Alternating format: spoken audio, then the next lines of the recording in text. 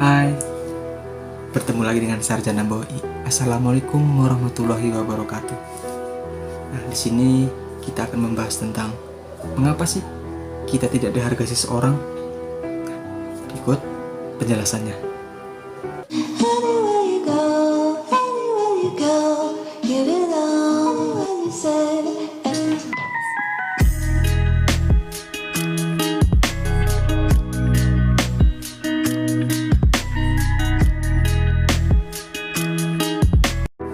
Semua insan manusia pasti pernah menginginkan dirinya dihargai seseorang. Tidak terkecuali orang-orang terdekat seperti sahabat, pacar, suami, istri, anak, keluarga, bahkan dalam lingkungan sekitar atau dalam lingkungan cakupan dalam kerjaan seperti bos, atasan, karyawan, dan lain sebagainya. Tapi semua itu belum tentu bisa dengan mudah kita dapatkan, bukan? Karena seseorang hanya akan menghormati kita jika mereka menganggap kita layak untuk itu. Ada banyak seseorang segani baik karena kepribadiannya atau statusnya. Nah, kita yang merasa tidak dihormati atau disegani pasti bertanya-tanya, mengapa hal ini terjadi? Nah, jika kamu tidak bisa mengendalikan hal-hal itu, pertanyaan itu selalu muncul di pikiran Anda dan di hati Anda. Akibatnya akan menimbulkan perasaan kecewa, dendam, marah-marah. Anda akan merasa tidak betah di pekerjaan atau menjadi sosok yang jahat dari yang semula Anda orang-orang baik saja. Nah, itu sangat memprihatinkan, bukan? Ketika kita menyimpan dendam, ketika menyimpan kecewaan karena hal sepele, karena kita tidak dihargai, karena tidak dihormati, padahal kita kerja sudah capek-capek, sudah meluangkan waktu buat mereka, tapi tidak dihormati. Nah, ini akan menimbulkan pertanyaan-pertanyaan kita. Mengapa tidak dihormati? Apakah kita karena orang-orang kecil? Apakah karena kita orang-orang tidak punya? Seolah mereka menganggap kita adalah orang yang tidak pantas untuk itu. Padahal kita sesama insan manusia, kita butuh namanya dihormati, butuh namanya orang yang dimuliakan, bukan?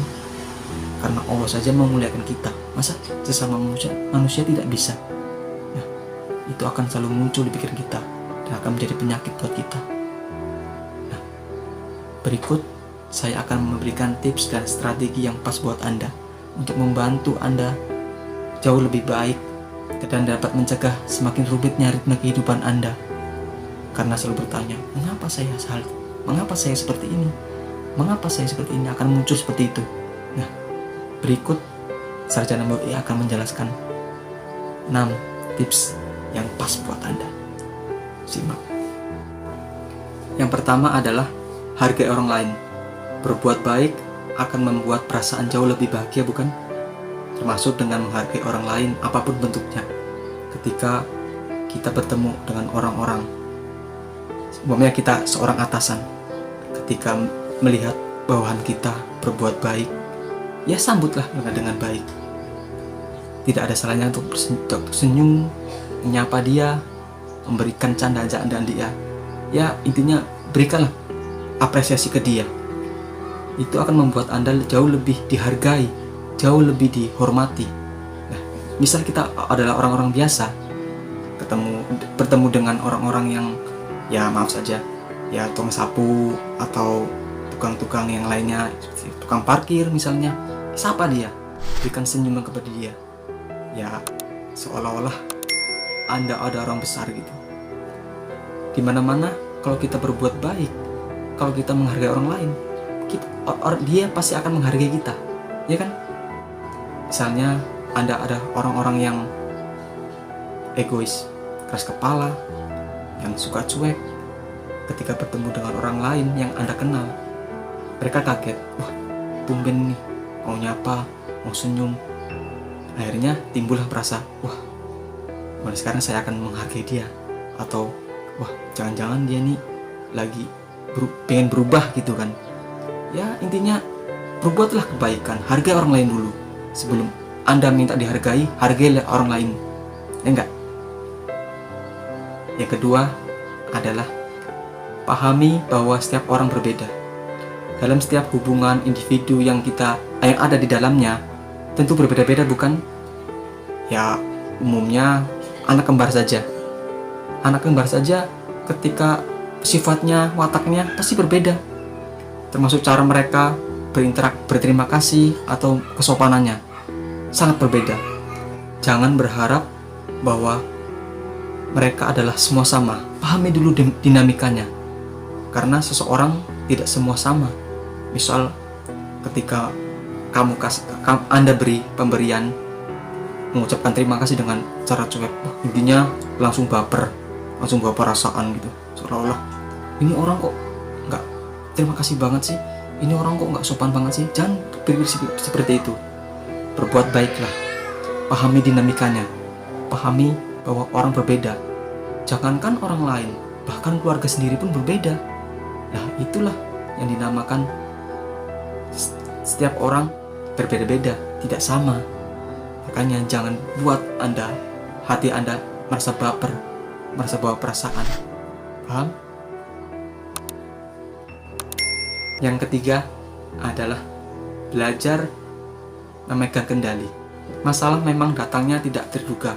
Terkadang persepsi orang lain tentang kita sangat buruk.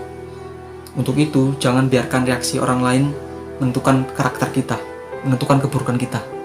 Pegang kendali Anda. Seolah-olah ini, ingat, yang perlu Anda pahami adalah ketika kita berlebihan berinteraksi dengan orang lain, intinya seperti marah-marah sehingga menolak masukan nasihat orang lain, itu akan memperkeruh suasana Anda, memperkeruh keadaan Anda, seolah-olah mereka menganggap Anda buruk. Nah, akhirnya mereka tidak menghargai Anda. Mereka menganggap Anda adalah orang yang buruk, orang yang tidak sopan, orang yang tidak ada unggah-ungguhnya, kata orang Jawa. Tetapi ketika kita bisa mengendalikan situasi serumit apapun, masalah semacam itu bisa dikomunikasikan dengan baik, dengan kepala dingin, tidak perlu marah-marah, tidak perlu emosi. Maka orang lain akan menilai Anda, wih, ini adalah orang sabar, dikenal orang-orang sabar. Banyak kan orang-orang yang dikenal orang sabar, seperti contohnya bapak kita adalah orang-orang sabar. Tapi nggak tahu kalau bapak Anda. Tapi kebanyakan bapak-bapak yang lain adalah orang sabar. Ketika dimarahin ibu, ketika dimarahin bosnya, sabar menghadapi perekonomian keluarga, tidak terbawa emosi, tidak seolah-olah saya ada kepala keluarga. Nah, kita belajar dari orang tua, yaitu bapak kita. Banyak sabarnya, yang bisa mengendalikan pikirannya, bisa mengendalikan emosinya. Nah, itulah seorang ayah. Yang keempat adalah jujur. Berkata jujur seolah-olah kita adalah orang jujur, padahal belum tentu. Ketika kita dinilai orang lain adalah orang jujur. Jujur gini, masalah kecilnya, contoh kecilnya. Ketika kita sudah beristri atau bersuami, sejauh mana sih Anda jujur dengan dia? Ketika kita gajian atau mendapatkan uang atau mendapatkan sesuatu dari orang tua kita atau orang lain, jujurkah Anda dengan istri Anda? Jujurkah dengan anak Anda? Anda menginginkan seseorang jujur dengan Anda, tapi Anda sendiri tidak jujur dengan dia. Nah, itulah cara-cara orang lain menilai Anda. Jujur adalah tolak ukur seseorang. Di mana-mana, kalau perusahaan besar, yang diutamakan adalah orang jujur. Nah, maka dengan jujur, Anda akan dihargai seseorang, Anda akan dihormati seseorang. Tidak perlu Anda orang-orang mewah, tidak perlu Anda orang-orang yang berwibawa, tidak perlu Anda orang kaya. Cukup jujur, Anda akan dicari seseorang. Kalau Anda jujur, maka semua orang akan menghormati Anda, akan dicari dimanapun Anda berada. Yang kelima adalah balas dengan perbuatan baik. Ketika seseorang berbuat jahat dengan kita, menyakiti kita, selalu memberikan keburukan kepada kita, jangan balas dengan perbuatan kejahatan juga, tapi balas dengan perbuatan baik. Kita buat mereka malu dengan perbuatan sendiri. Ya, intinya kita sedang bersabar. tanpa mengurusi orang-orang yang tidak perlu kita urusi. Ya intinya sabar. Intinya apa sih gunanya balas dendam? Nah, itu akan muncul dengan sendirinya di pikiran kita, di hati kita. Buat apa sih balas dendam? Seharusnya ketika orang lain berjahat dengan kita akan menasihati dia. Kita tunjukkan bahwa kita adalah orang-orang hebat. Kita adalah orang-orang yang menunjukkan kualitas diri kita sendiri. Menganggap kejahatan mereka adalah hal-hal yang kecil, hal yang lumrah. Anggap aja mereka belum dewasa pada tempatnya. Berbuat baik itu akan menguntungkan Anda. Anda akan dikenal dengan orang-orang sabar. Anda dikenal dia, tapi kenapa tidak membalas dengan perbuatan baik, tidak membalas dengan perbuatan jahat? Padahal saya selalu berbuat jahat kepada dia. Nah, itu akan muncul sendiri pikiran dia. Itu sangat menguntungkan buat kita. Nah, salah satu adalah dia akan berbicara dengan teman-temannya. Wah, orang ini adalah orang sabar. Ketika saya sakiti, ketika orang menyakiti, dia akan tidak pernah membalas perbuatan ini. Yang keenam adalah jangan ingkar janji. Siapa sih yang mau diingkar janji? Ketika kita berjanji dengan teman, sahabat, atau klien-klien yang lain, kok malah dia tidak datang atau malah dia meleset janjinya, itu akan membuat kita kita kecewa, bukan? Kita tidak butuh teman-teman yang seperti itu. Itu persepsi orang lain kepada kita.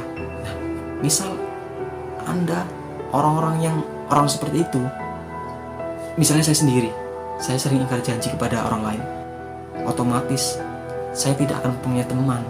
Kenapa? Saya akan dicap sebagai orang yang ingkar janji.